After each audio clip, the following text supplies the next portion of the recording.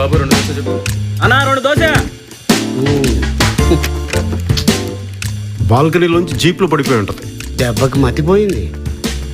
Amnesia పొద్దు గారు. మళ్ళీ గతం ఎప్పుడు గుర్తుకొస్తుందో. నాకేం తెలుసు పొద్దు గారు కదా. మరి నాకేమైంది? ఏం లేదు, మీ అమ్మా నాన్న మన పెళ్లికి ఒప్పుకోలేదు. పెసరట్లో కొంచెం ఉల్లిపాయలు ఎక్కువ.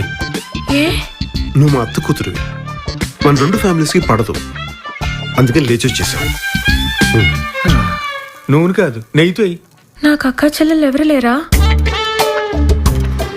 ఒక్క అక్క ఉంది, అది ఎవరికో సైట్ కొడుతుంటే ఇసుక లారీ వచ్చి కొట్టేసింది. వీళ్ళకి జీడిపప్పు వేసినా తప్పులేదురా. ఈయనెవరు? డాక్టర్ గారు, నీ దెబ్బలకు మందులు రాసిన డాక్టర్ గారే కదా. కదా డాక్టర్ గారు? Clever bye. మరి స్టెథోస్కోప్ ఏది? డీజిల్కి డబ్బులు లేవని అమ్మేశాను.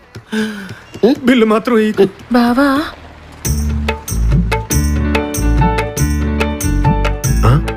నువ్వు నాకు బావే కదా? కదా. తను అలా పిలుస్తుంటే నాకు చాలా ఫీలింగ్ వచ్చేస్తుంది పొద్దు గారు. బావా మీరు డబ్బున్నోళ్ళు కదా, ప్రాబ్లం మీ ఇంట్లో ఉండాలి కానీ మా ఇంట్లో ఏంటి? దీనికి గతం తప్పింది కానీ లాజిక్ దొప్పలా.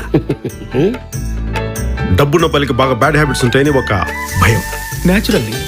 కానీ నిన్ను చూస్తే అలా లేవు బావా. Really thank you. యాక్చువల్గా మీ తాతగారు ఒక్కరే మన పెళ్లికి ఒప్పుకున్నారు. ఈయన మాత్రం తక్కువ తిన్నాడేంటి? నీ కోసం కోట్ల ఆస్తి వదిలేసి వచ్చాడు. ఇప్పుడు అవన్నీ ఎందుకు పొద్దు గారు? చెప్తే అలా పడి ఉంటది కదా.